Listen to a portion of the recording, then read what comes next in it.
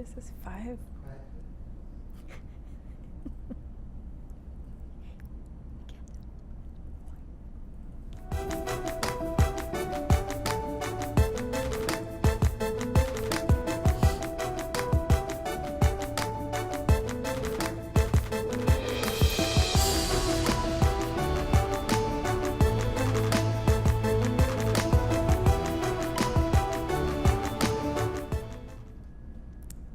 Hi everyone, welcome to Foundher. I'm Anna Marie, your host for the next 45 minutes.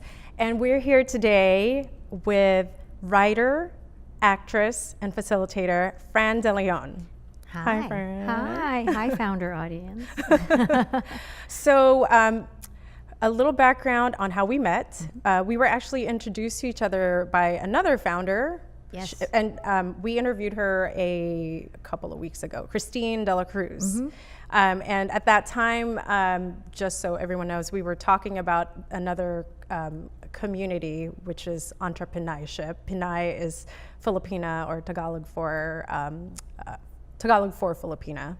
And so we were talking about this community of Filipina entrepreneurs. And Fran and I got to talking, and I'm just so delighted to have you here. Thank you. She is such a gem in so many ways. Talking to her, I mean, this is such a treat. Talking to her one-on-one feels like I'm getting so much, not just wisdom, but always getting like this feel-good energy. Thank you. Thank you. That means a lot coming from you. Yeah, and that's just your essence. So Fran has been acting for how long now? I started my senior year after I got kicked out of Catholic high school. That's an adventure. Yeah, it sure was. That's a whole story in and of itself. Yeah.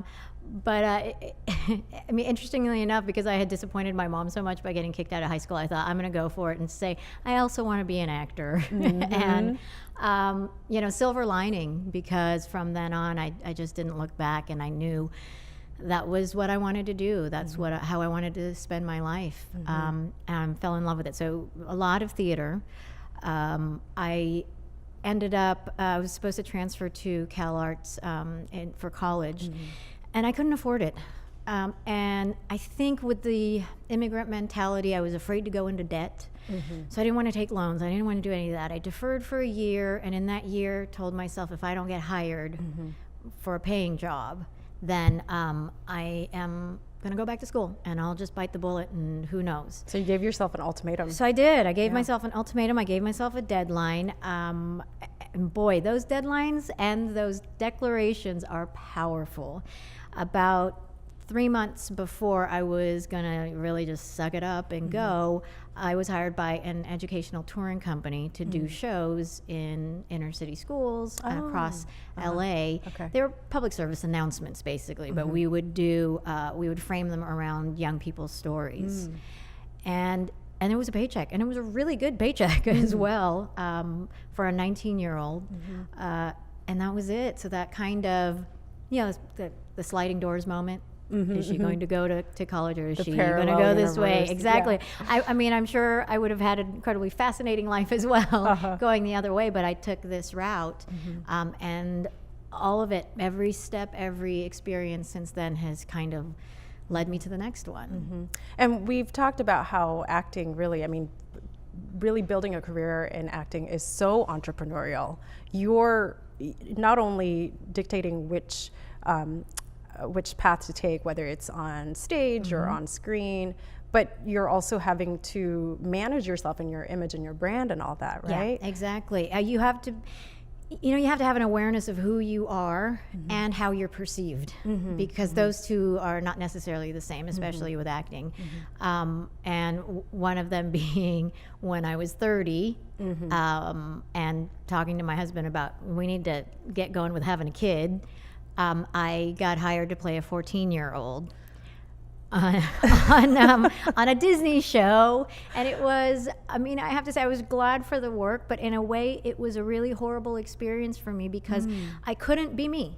There I was at work doing the thing that I wanted to be doing, but I could not bring myself to the table because I was playing something that I no longer was. And I couldn't be honest about it, because if they found out I was 30 playing 14, I was going to be out the door. Oh, wow. You know, it's not like, oh, that's great that you look that young. My agents knew it, my manager knew it, but in actually getting the job, they don't want you to be that much older. So after that, I thought, I think I need to take a break. You know, I love the fact that genetics has made me look much younger than I am, but I just couldn't do it anymore. So that, coupled with having a child, I pulled away from any kind of film and TV work. Oh, wow. So you took that intentional break. I did. Did you at that point know that you were going to go back to it, or did you? I didn't know. I think at that point I probably thought, I'm done with this. I think I just need to separate from this and really focus more on the theater. At that point I already had my one-person show that was touring and was far more successful than I ever imagined it would be. And I went back to another declaration I made when I was 16 of, I want to be a working actor. And I had to go, that's what you declared, and that's what you are. You are out there and you're doing these shows and you are an actor and you get a paycheck. And on top of that, you know, you're spurring discussions around the country of incredibly important topics. So were there times when you would get in these moments of doubt, or did you always know, okay, I declared this to be my path from 16 years old. I'm going to pursue it no matter what. Nobody's going to stop me. Were there times when you just felt like, oh yeah, lots and lots of times. And I would say probably the most recent, and maybe even the most pivotal one, happened in the last 3 to 4 years, where I kind of thought maybe, you know, again, I think I might be done with this whole thing. I think I might be done touring, because it's exhausting to tour. And I wasn't doing as much theater anymore. It's hard to do theater in LA and still pay the bills. And I was making my son a priority. So part of that is making a living. So there was a piece of me that thought, okay, maybe I'm at another sliding doors moment. And I actually, I was teaching fitness at that point, which was so not a thing that I thought I was ever going to do. Really? How did you get into it? Okay, all right, so I guess about like 5 years ago, you know, I was so unhappy with everything about myself. I had gained a lot of weight that I had, I've always had weight issues. It started in high school because I had a thyroid issue, and I, you know, almost doubled my sophomore year. And so ever since then, that's been a really big struggle for me. So I was at a point in my life about 5 years ago where I was kind of giving up on myself as well. Not just the career, but really just me altogether. Drinking way too much, not looking at what I ate, not working out. This story sounds familiar. Right? I mean, we all get to that, and we just get into this self-destructive mode. And I started to realize that it was the 15-year-old fat girl in my head that was saying, let's stop. Don't try so hard. Forget it. And all those insecurities that came about because of this weight gain that I had in high school was the little voice in my head. And so what would I do? I would try to get her drunk. I would try to starve her to get her to shut up. And in this last year, I realized that's not going to work. She's always going to be there. I can't fight her because she's irrational, because she's 15 years old. And I need to find out what she needs from me. To nurture her. And then, you know, almost kind of like a distraction thing, like, hey, look over here. So she can go there and I can go about doing the work. So anyway, but it was, you know, I was stuck in the middle of really letting that voice take over. And then a little bit of a survivor said, no, go buy a Groupon and take a class. And I bought a Groupon for Zumba, which again also challenged my fears because I have a thing about dancing. I'm scared to dance. I have to dance in shows and I'm always the one like with the right hand up and everybody else is doing this.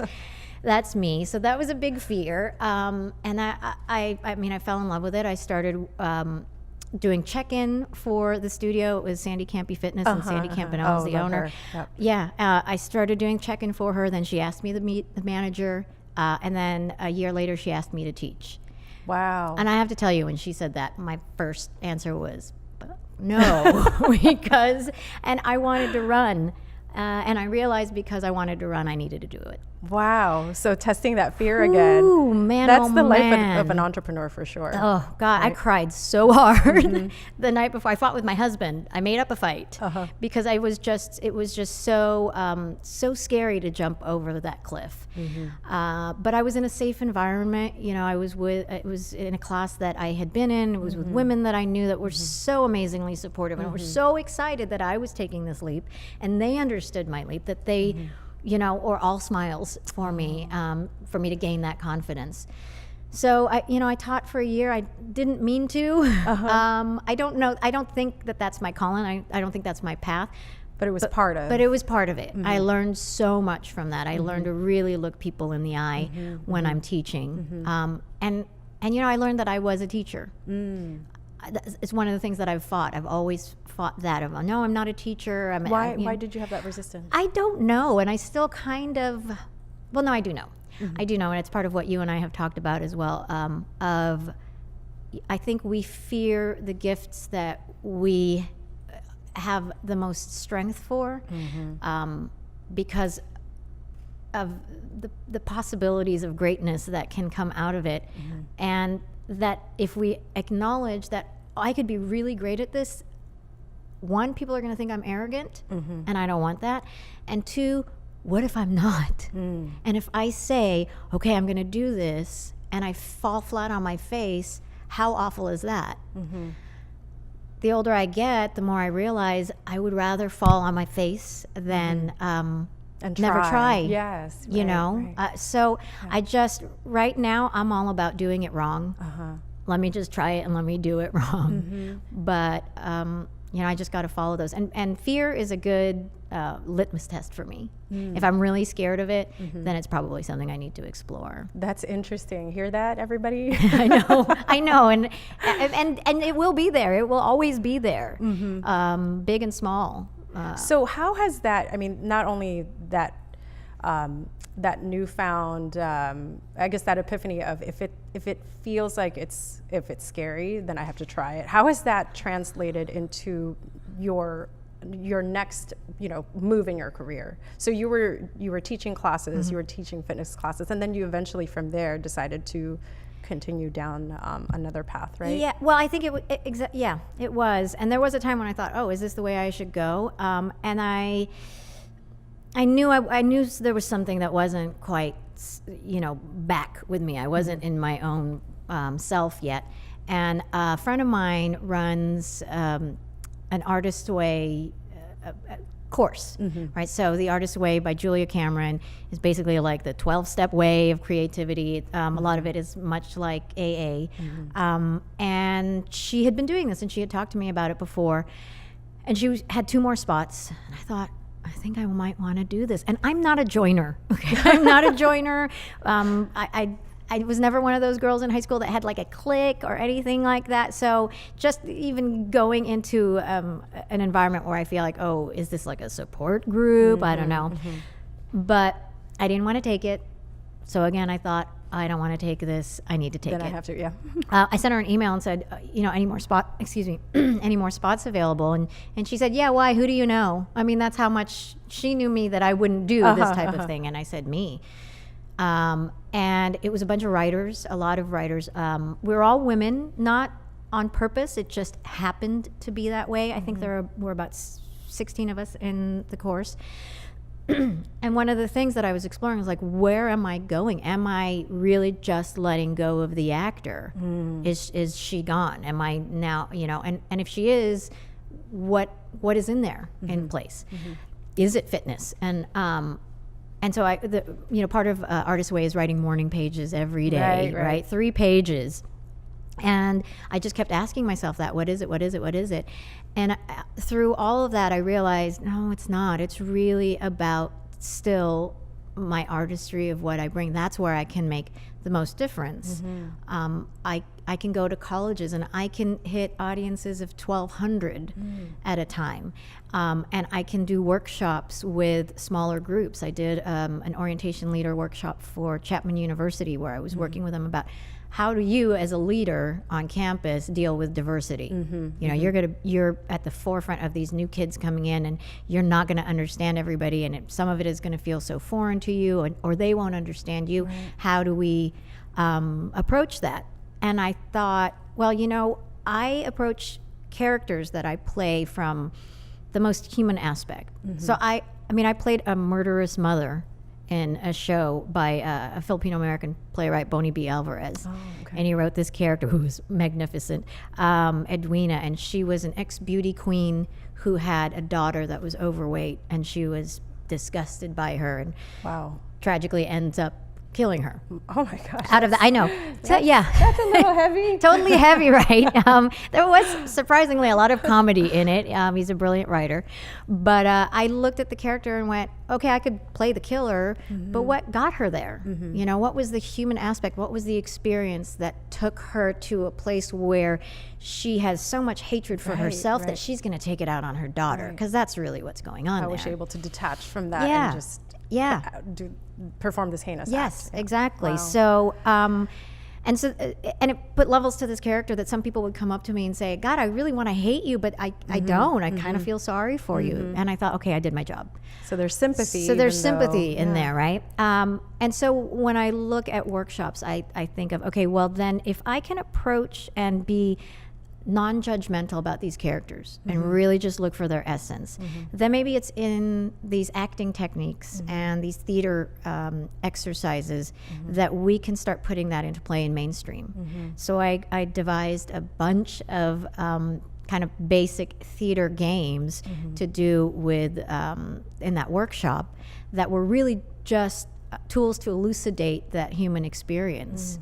You know, of doing the mirror exercise of where we're going to try to do each other's moves, and how if we don't get in sync with each other, we're off. If I try to force the lead and you don't follow me, we're off. If we're both trying to lead, we're completely off. But if we work together and if we make that connection, then now we have something. Now we can get somewhere. Now we can create this, weird kind of ballet type thing that looks a little too esoteric, but it makes sense. But it's the end goal is to cooperate and to work together, collaborate. Yeah, absolutely. So this is another sort of the transformation into the next projects that you were working on, but really it's also about connecting the dots, right? Like, so from a very young age, you knew you wanted to be an actor, and that was always part of everything that followed. Yeah. And in this case, I think now you're getting into the phase of your career where you're leading the conversation, where you're helping to facilitate the conversation. You're changing the conversation, and you're changing, you're changing the world, right? Because you're impacting these discussions, and like you said, these wider audiences. So I think a lot of times people in the creative industry, a lot of them think that they can't make money from it. Right.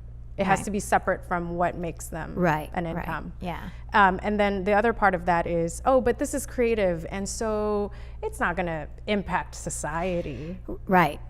That it's something too trite. So those two things you debunked. Yeah. Well, and you do have to keep going back to that. I mean, I have to say, after the amount of uproar that has gone on in recent times with all these senseless murders, and I had to stop and go, and I'm talking about writing a character, like, what is that gonna do? That's not enough. We need to see some major change. We need to look at the police department not as the bad guys, but as part of us, and how they need to be trained, and the fact that it is so systematically ingrained that officer who shot Philandro, he was distraught, and you hear that, and I couldn't get past that on the video, It was a horrible incident for everybody. You can hear that he didn't want to do it, but he pulled that trigger because he has now been hardwired, as most of the country is, that if it's a black man and he might have a gun, that he's gonna shoot. So you need to jump on it. That's a hardwire that is in there.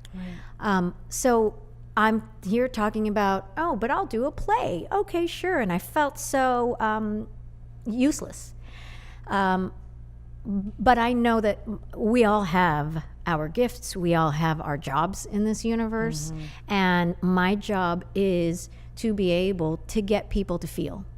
And if you feel and if you think, then you're going to take some action and you're going to do something about this as well, in whatever form that is, whatever your gift is. So I do have this responsibility to keep doing what I'm doing, even though I can very, negative self-talk. There's my 15-year-old fat girl, right, going, why would you do a play? And I got to go, okay, you know what? Go look at that. Go shopping. Yeah. Yeah, go look at this. I bought her a painting. I bought my 15-year-old Venus, The Birth of Venus, Botticelli. Oh, yes. Because I realized Beautiful when I was piece. 15, I loved that piece, and I would write poetry when I would look at her. So I bought her that. So that way, anytime I hear that voice, I just look at the painting, and then she gets enthralled in that, and then I go about and I do the work that I need to do. Well, let's talk about your work. Let's talk about Faces of America. So you kind of alluded to some of it already with how you go to different campuses, but let's, I want to hear more about it. Yeah. So in 1996, wow, that was a long time ago, I go around the country with a company called Playfair, and we do orientation workshops for incoming freshmen. And it's icebreaker, team building. And one of the schools in Oregon called our agent and said, hey, can you send Fran back to do a diversity workshop? And I said, no, I don't do workshops. Can I do a play? So that's when Colin and I started the research. We met with a bunch of different Americans, and then we created these 8 characters that all tell the story of what it is to be an American in society today. We charge a fee, again, because we need to make a living. Colleges have that budget for it. Right. And it's a real need, right? It's a real need need that you're fulfilling. It's not as if this is, like buying, I don't know, food for orientation or something. Right. This is right. This Yeah. is an actual need. Yeah, and obviously there's also a time that we need comedy and brevity, and so a lot of times colleges bring in comedians and that type of thing. So it's some of those departments will bring us in as well, but most of the time it'll be orientation departments who want to, like student life affairs. Yeah, and it's a great way for them to let their students know, hey, we're committed to this. There was a great show at in Ohio. I did a school, and I remember looking out in the audience and going, oh my gosh, I don't think I see anybody who is not white, So I do the show. Afterwards, a young man comes up to me and he said, I think I might be one of like the 10 black guys at this school. And last night I was walking up and down the village, and I'm hearing people say nigger. And I thought, this is where I am. I moved here for this. My roommate doesn't want to be my roommate anymore because he doesn't think his mom is going to be okay with him living with a black guy in the same room. Wow. So he doesn't want to be my roommate. I wanted to leave. I was going to leave tonight. But if my university is going to put on a show like this, where we're actually addressing these issues and making that commitment, I'm going to stay. So, and it was that where I went, oh my God, okay, we got to keep doing this. Yeah, their support for him. He feels it. Yeah. Yeah, and I actually participated in a couple of these types of workshops at grad school. And at that time, I was in a class of 500 with these emerging leaders who one day, or some of them already are in the C-suite. So talking about leadership and diversity and really key decisions that you make as a leader to make sure that the culture in the organization is inclusive. Right. It is a huge, I think, not just topic, but a real necessity, right? Yeah, At that- absolutely. yeah, It's that something. level. So that's, gosh, I mean, that's so powerful, because I think we're in LA and we walk around and We're we used to see, it, right? yes, Yeah. yes. Yeah. But you go to other parts of the country, or even in other parts of California, where you don't, as a person of color, even as a woman, you don't often feel like there's that support. Or if you're coming from a different class, right? A lot of times I hear this from friends who are high school teachers, who will see the kids, you know, graduate, but after their first year, they'll come back and say, I just, you know, it's just not for me. College is not for me. And Right. it's because they don't feel like there are others like them there. Right. They So- feel like they're on the outside, and everybody wants connection. I mean, that's the thing. Even people who say, "Oh, I'm not that social," and you know, we all, as humans, we want to make that connection. And Brené Brown is who I love. Talks about how we make connections through story, and that story is in our DNA. And we love to hear the beginning, middle, and end, and we love to hear the struggle, and we love to hear the vulnerability, and then the victory.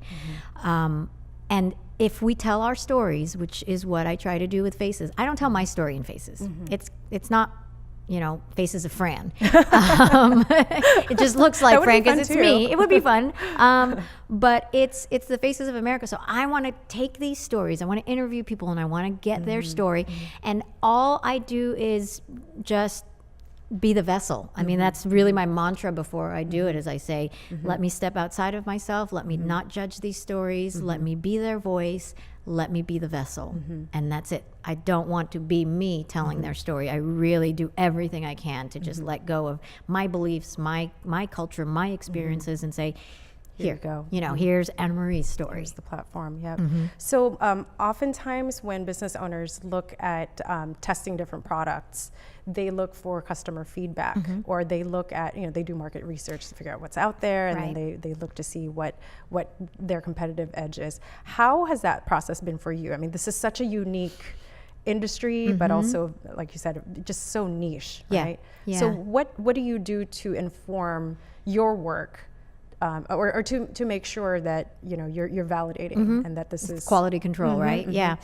We do a post-show discussion. So we actually write as soon as the lights go down. We bring them back up, and I sit on the edge of the stage and go, who's got questions? Who's got comments? You know, it's gone from, you know, if they're very quiet, to like a 5-minute discussion to 45 minutes, and our sponsors are like, you gotta wrap it up. You know, we gotta go. They have a dance to be at.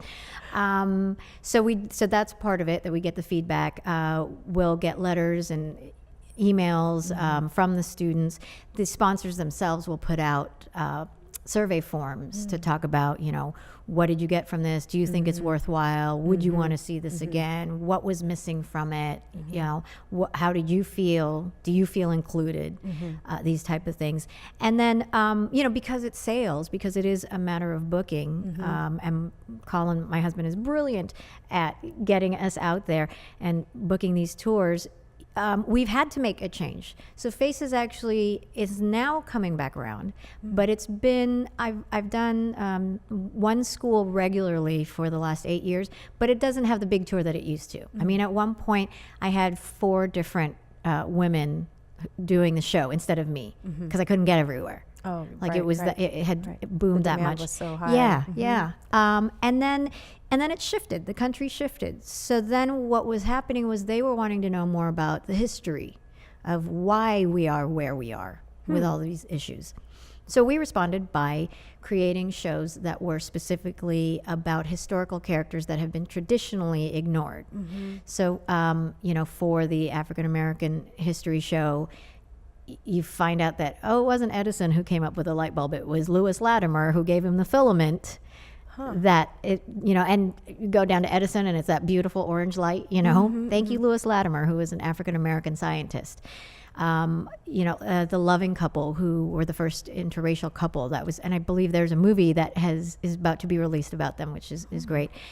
So really introducing the young audience to their history and the contributions that all of these different cultural backgrounds who were all American, made to what we call our American society, and that there is no color to our society. And that, guess what? Yeah, we are a country of immigrants. Right. And every single population, every single immigrant community has done something so pertinent, but we don't know about it because they're not in our history books. Right. Yes. Actually, recently there's been some policy changes with how Filipino American history is being told in high schools in really? California. Fantastic. Yeah. So it's, that kind of resonates with me there. And I don't even know all of the history. It wasn't until I was an adult till I learned about the Delano Manos, Right. I mean, Same here. I had no idea that the Filipinos had anything to do with that movement. Because my family migrated here, so for those that had already been entrenched in the U.S., my family's more new. I'm the only one in my family who was born here out of 9 kids. That's right. We talked about this briefly. Yeah. What a different experience that was for you, right? Totally. Yeah. Completely different. Yeah. So in terms of how you manage your work, I mean, I think from what you just shared, it sounds like the market tells you how to pivot or how to change the product.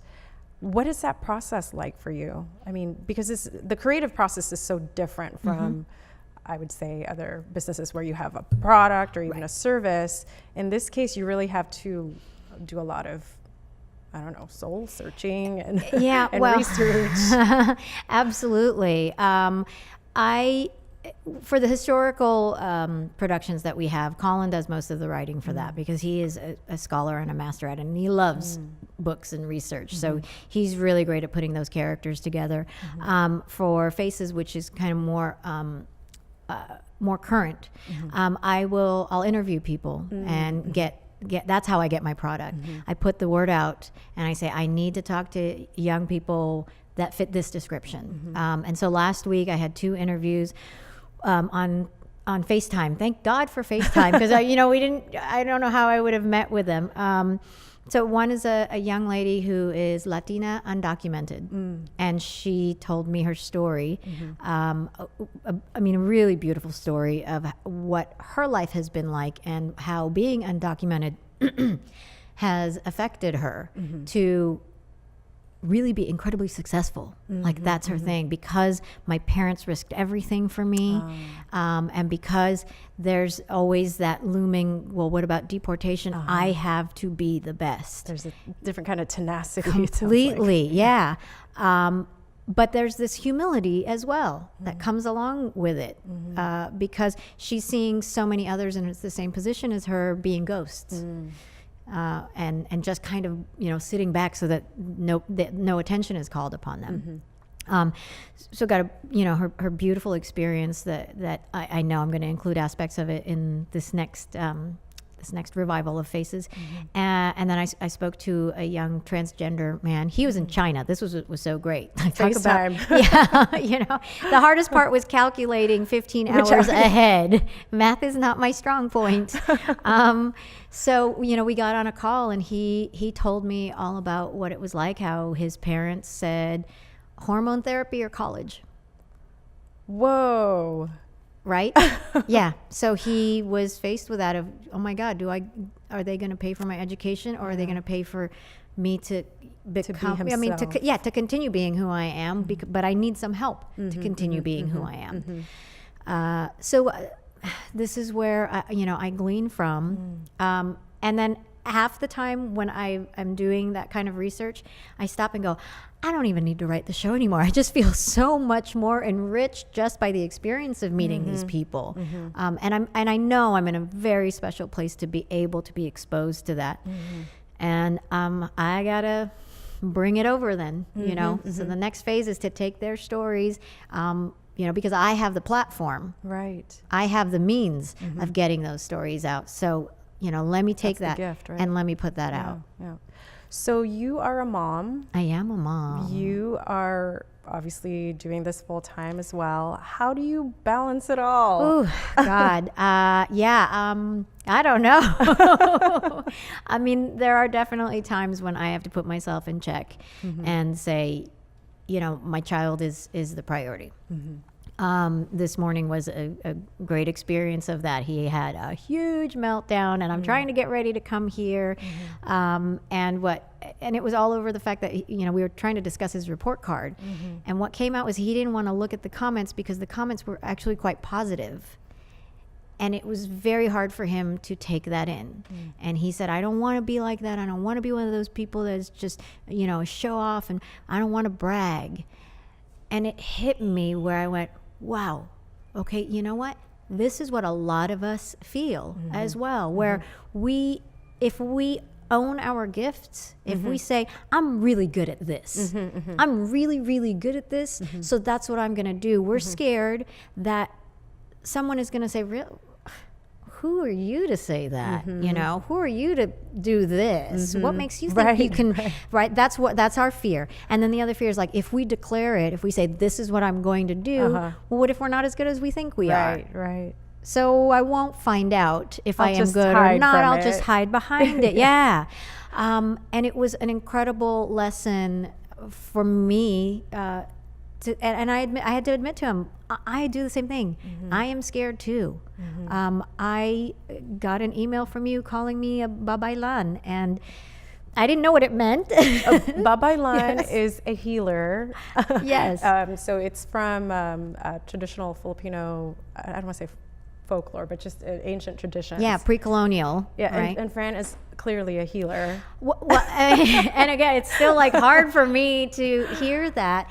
I mean, when you said that to me, I was in the midst of trying to figure out a tattoo that I was going to get to commemorate my 45th birthday. And you send me that, and I have to, thank God for Google. I look it up, I see what it means, and I'm like, oh my God, she's just being nice calling me that. She doesn't really mean that, Anyway, so I keep looking through, and I find a mandala for the babaylan. I fall in love with it. I decide I'm going to get it. Walk into the tattoo parlor. I meet the guy who totally gets it. It was also to honor my oldest sister who passed away when she was 44, and I turned 45. So this past year, every single day was a little bit of my vow to her that you didn't get this year. Yeah. So I'm gonna take it for both of us. I'm gonna make sure that I'm not wasting any time, because who knows? Yeah. Living life to the fullest. Yeah, right? yeah. So there I was, prepared to get that tattoo, and it was a really big step for me to say, okay, I'm gonna take up the role of a babaylan. Even now saying that, I'm like, oh my God, take a deep breath. You really want to say that? Somebody out there is gonna go, why? She is not. And there's no way though that I can do that. That I can teach from the heart, which somebody told me just over this last weekend. That I taught from the heart. I'm not trained as a teacher. I'm not trained as a sociologist. I don't have a degree in those. I don't have a degree at all. But I have this feel for what I need to do. Right. And now I'm finally stepping into it and saying, okay, I got it. I'm going to do this. I'm supposed to do this. And it's not about my arrogance. It's not about me saying, look at me, I'm so great at this. It's really about owning my gift and taking the responsibility to do it, to put it out there so that others can gain from it. And it would be a disservice for me to not. Yes. You hear that, everybody? You have gifts. Everybody has a gift. I said this to my son this morning. Everyone has a gift, and it's our responsibility to take it, to hone it, and own it, and put it out there. We're here for each other. We're here for that connection. Oh, okay. And I mean, for me, this is something that I also grapple with. I mean, we started this project. I mean, we're only on episode 5.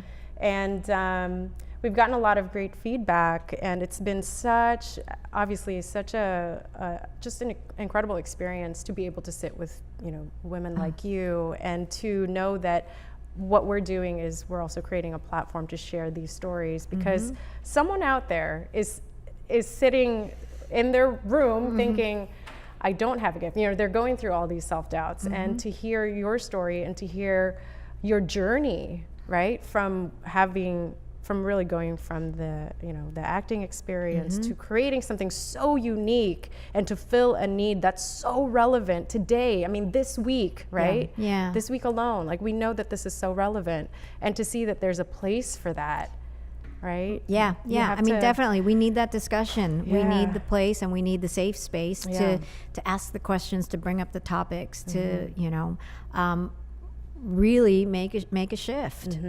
So you're so your work is so heart-centric. You're so driven by your passion to, I think, to share stories and to also create the platform of empathy, right? There's another project that you've created. Yeah. Arts and Fitness. Yes, which is how we met. Yes. I met Christine at a community event where I had a booth for Arts and Fitness, and it came out of, again, you know, I was at that time in my life where I really committed to fitness. It was not anything that I had committed to this much, you know, in the past, and it was life-changing for me because, again, in that mind of thinking of don't waste the time, don't waste the day, actually get in charge of your health, and it became about health and not about, I need to lose weight, I wanted to be this size, or, you know, I want those tank top arms, whatever. All those things that, you know, we try to motivate ourselves with. But the unfortunate thing about motivating ourselves to get a bikini body for summer goes away. Winter comes in, and then we go, all right, never mind. Yeah. But if it's about your health, then once I got that in my head, then it just became a lifestyle change. And in the middle of Artist's Way, when I was kind of going back and forth on what is it that I want to do, I got home from a session and I texted a friend of mine who is a singer and an actor as well. And I said, and she started teaching voice lessons. And I thought, isn't it weird that we're both teachers right now? Like, how bizarre is that? Maybe we should finally do that camp we talked about 5 years ago, which the camp was, we were going to ship each other's kids to each other's houses because you can't keep your kid in your house for all of summer and still have a great relationship. That's a great idea. Yeah. So, and then we thought, okay, well, or maybe we just do it here at my house, and then we'll do, like, you know, we'll do games, we'll do theater games, we'll do fencing with them, you know, we'll start doing all the stuff. And she responded and said, yeah, you know what, let's do the camp. When do you want to meet? And it's 11 p.m. at night, and I'm going, tomorrow, 10 a.m.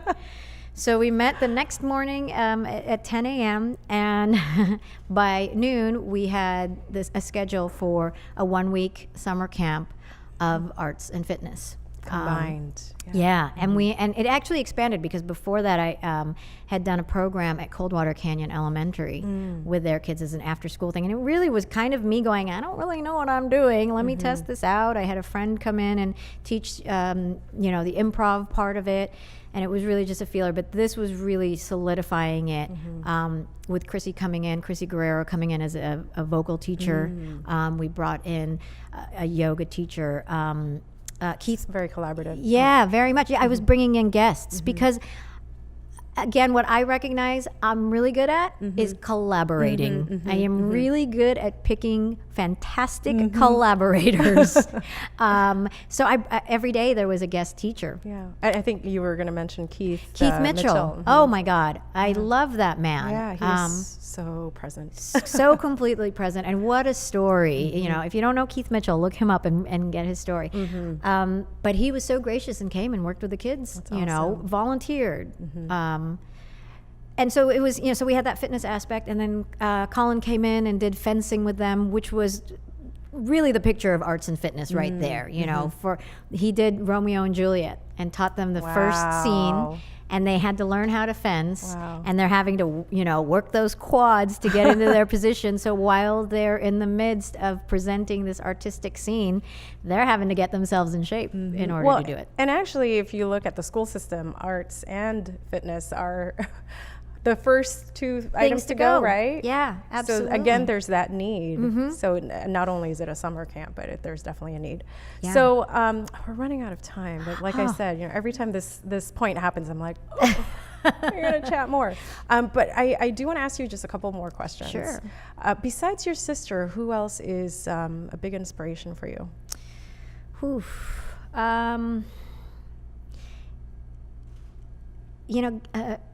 And this is going to seem like it's out of left field, but Gilda Radner is one. Carol actress. Burnett is another one. And Lucille Ball. And they're all, comedians.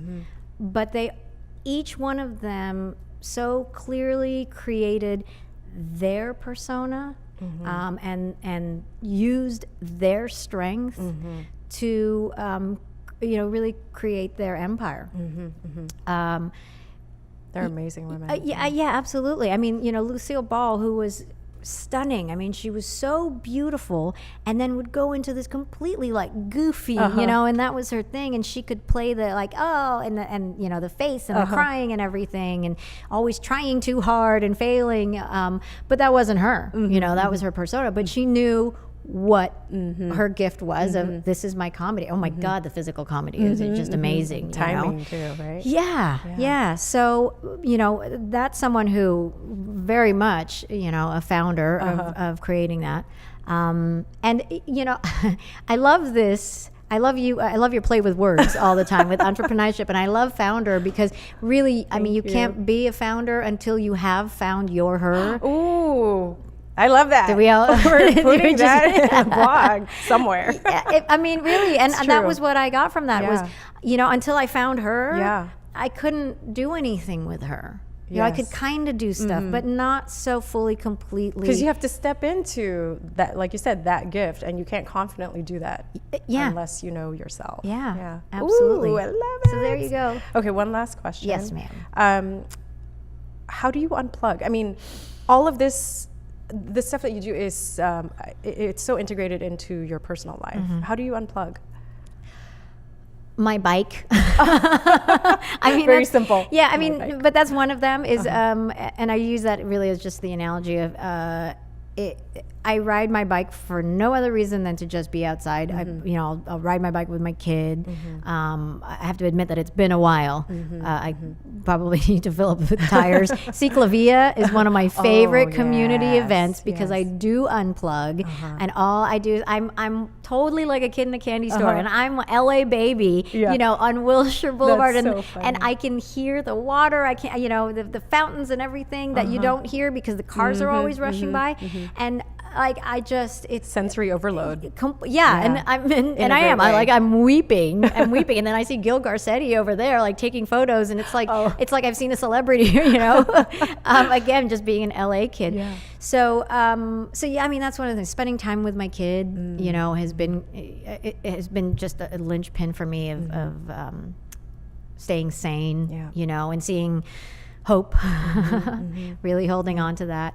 Family is really important to me, and as you know, being Filipino, that's a big thing. Huge. Central.